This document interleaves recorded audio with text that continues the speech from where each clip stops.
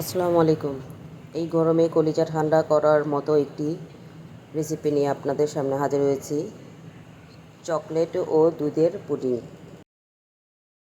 আমি চকলেট ও chocolate powder আগের থেকে চকলেটটা গলিয়ে নিয়েছি। এখন আমি 1 চামচ আগার আগার পাউডার দিয়ে দিলাম।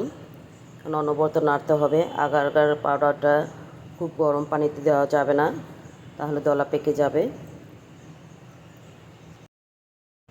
আগার আগার পাউডারটা যে কোনো তরল জাতীয় জিনিসকে জমাট বাঁধানোর জন্য ব্যবহার করা হয়। আমি এখানে 2টি পাত্র নিয়ে নিয়েছি। বাটির দুটির মধ্যে আমি এখন চকলেটগুলো ঢেলে দিচ্ছি সেট হওয়ার জন্য। অন্য একটি পাত্রে আমি দুধ দিয়ে সামান্য পরিমাণ চিনি ও আবার আগার আগার পাউডার দিয়ে অনবরত নাড়তে থাকবো। চিনিটা আপনারা আপনাদের স্বাদ মতো দিবেন।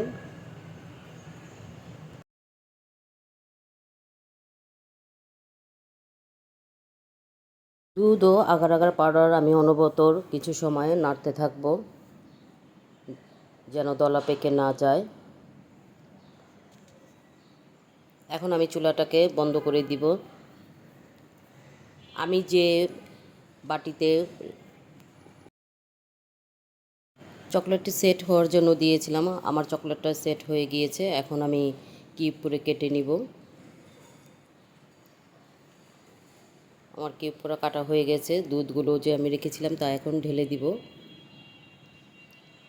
নর্মাল টেম্পারেচারে আমি 2 থেকে 3 ঘন্টা এটা সেট হওয়ার জন্য রাখবো।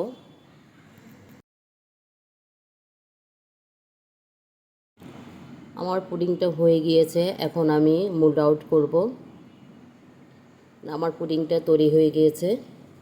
কেমন লাগলো আমার রেসিপিটি অবশ্যই জানাবেন। আজ এই পর্যন্তই। সবাই ভালো থাকবেন, সুস্থ থাকবেন। আল্লাহ হাফেজ।